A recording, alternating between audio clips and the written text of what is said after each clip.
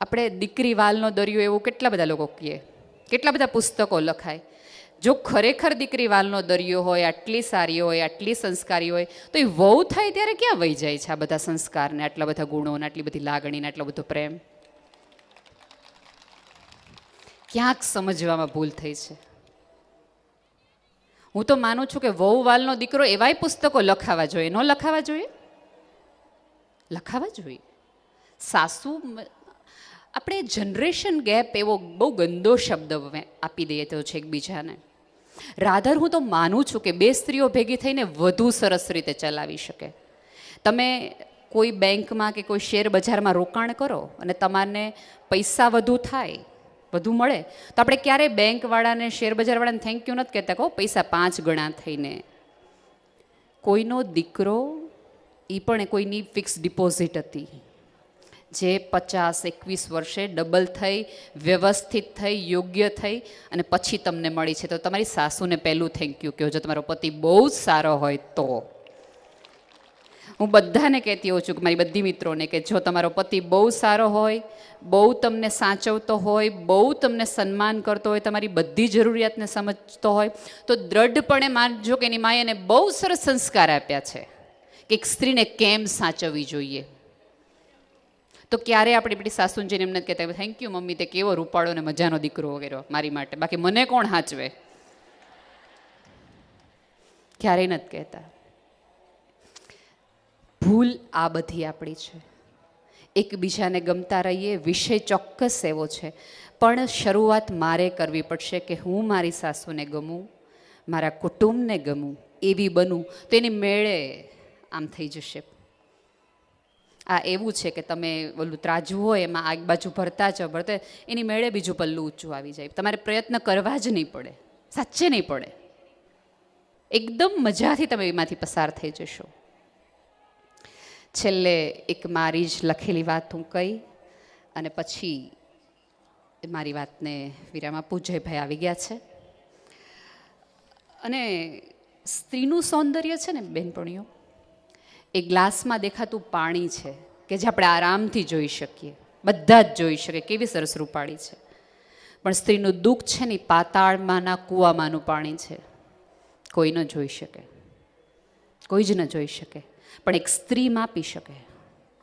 તમારો પતિ પહેલી વાર ગુસ્સે થાય ને ત્યારે તમારી એ જાણ તમારા મમ્મીને કરવાના બદલે તમારી સાસુને કરો કે મમ્મી આજે આણે આમ કર્યું. એ તમને તરત કહેશે કે આ કર નાખે ને આમ થાય. અને આપણા મમ્મી આપણને શું કહે, તારે કહી દેવું જોઈતું હતું ને, તે હું કામ સાંભળી લીધું? એકવાર સાંભળીશ તો બધી વાર સાંભળવું પડશે હો.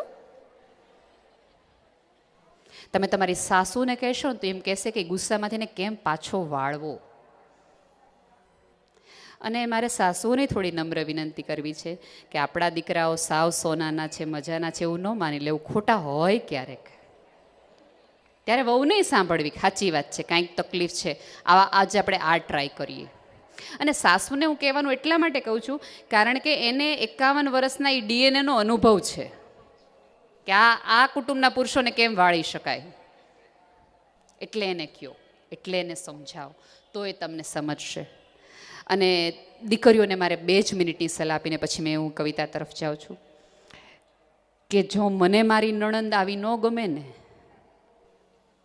વિચિત્ર, જે મારા બધા જ ગમતા કપડાઓ લઈ જાય, વાત વાતમાં ટોકે, જીદ કરે, પ્રસંગે પ્રસંગે આવીને આ તો જો હાવ કેમ છે તેમ છે, એવી નણંદ મને ન ગમે ને, તો હું કોઈકની એવી નણંદ હોય ને એને ન ગમે. ભૂલી જતા હોઈએ છે. એક બહુ જે વાક્ય નથી કહેતા કે તમે લોકો સાથે એવું વર્તન કરો કે જેવું તમારી સાથે બીજા કરે તો તમને ગમે. તમે હંમેશા એવું જીવવાનું રાખો કે જે જોઈને તમને બીજા બધાને એમ થાય કે આવું જીવવું જોઈએ. કોઈને ફરિયાદ જ આપણી માટે શું કામ હોય? ફરિયાદ હંમેશા આપણને આપણી જાત સાથે હોવી જોઈએ કે હું આ નથી કરતી. પુરુષ છે ને એ સુખી એટલા માટે છે કારણ કે એનામાં સંકલ્પ છે, એ તરત બદલાઈ જાય. આપણી પ્રોબ્લેમ એ છે કે તમે પરણીને આવ્યા હોય ને ત્યારે આપણા વરની જે કમ્પ્લેન હોય ને 30 વર્ષે એની ફરિયાદ એની જ હોય. એનો મતલબ એવો છે કે 30 વર્ષમાં આપણે બદલાણા જ નથી. આપણી ફરિયાદો બદલાતી રહેવી જોઈએ એની માટેની. અને આપણી ફરિયાદ જોજો હંમેશા દર વખતે જુદી જુદી હોય, પ્રસંગે જુદી જુદી. તમે પરણીને આવો પછી એક ફરિયાદ ઊભી થાય તો એ લગ્નના 15મા વર્ષે ફરિયાદ ન હોવી જોઈએ. 15 વર્ષમાં એ ફરિયાદ બદલાઈ જવી જોઈએ. ફરિયાદ તો રહેવાની, જે માણસનો સ્વભાવ છે, પણ એ બદલાય તો હું ક્યાંક બદલાણી છું એની નિશાની છે. એટલા માટે છેલ્લી વાત સ્ત્રીઓની સારપ વિશેની થોડીક છે. એ હું છેલ્લે એટલા માટે કહું છું કે મને યાદ રહે કે હું શું છું, મારે જર્ની કઈ તરફની કરવાની છે અને કઈ બાજુ મારે કરવી જોઈએ. સ્ત્રી બધું જ સંભાળી લે છે, તેને માત્ર અનુભવી શકાય છે. તમે એને કહી શકો, વર્ણી શકો એવું નથી. એ સ્ત્રી દોડીને રસોડામાંથી દૂધ ઉભરાતા પહેલાં બચાવી લે છે. એમ કોઈ પણ સમસ્યા આવે એ પહેલાં જ આપણે બચાવી લેવાનું હોય. દૂધ બચાવી લઈએ છીએ, ઉભરાતું જે ઘરનું, એ ઘરને ઉભરાતા આપણે બચાવી ન લઈ શકાય? આ બધું જ સમેટવાની ક્ષણોમાં તે વિખરાઈ ગયેલા સ્વપ્નાઓને ભૂલી દે છે. એક રકાબી તૂટતા પહેલાં તે બચાવી લે છે, તેવી જ રીતે તૂટતા સંબંધોને પણ એ સંભાળી શકે છે. મોંઘા કપ રકાબીને આપણે તૂટતા બતાવીએ છીએ, તો સંબંધોને નહીં બચાવી લઈએ? સમય રહેતા પહેલાં રોટલીને બળતા બચાવી લે છે અને તેમાં કેટલી ઈચ્છાઓને રાખથી ઉડાડી દે છે. હશે, જવા દે ને, માથાકૂટ નથી કરવી. કપડા ઉપરના જૂના દાગો એ રગડી રગડીને કાઢે છે, તાજા જખમોને તે ભૂલાવી દે છે. કોઈક અંદરથી રહી ગયેલી વાત હોય એને પૂરી કરી નાખવી જોઈએ, એક ક્ષણે જ એને વટાવી દેવાની. આપણે જ્યારે ઝઘડીએ છીએ ત્યારે 1960થી શરૂઆત કરીએ છીએ. કેમ તેદી તમે આવું નહોતું કર્યું? આજે ઝઘડો છો તો આજથી શરૂઆત કરો. કેદ કરે છે બધા અરમાનો ભૂલી જવા માટે અને રસોડાની બંધ બરણીમાં તે સજાવી દે છે. કોમળ અને નાજુક ક્ષણોને અફસોસની શાહીથી ભૂસી નાખે છે અને હૃદયની દિવાલ પર તે બધું જ બંધ કરી દે છે, કારણ કે એ સ્ત્રી છે અને બધું જ સંભાળી શકે છે.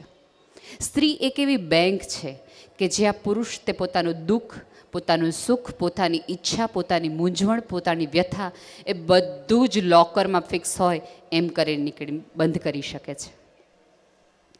આપણા દુઃખો, આપણા સુખો આપણા પૂરતા સીમિત રાખો. ફેસબુકની વોલ, વોટ્સઅપ પર કે કિટી પાર્ટીમાં ન સજાવી રાખો. એનાથી એને દૂર રાખો.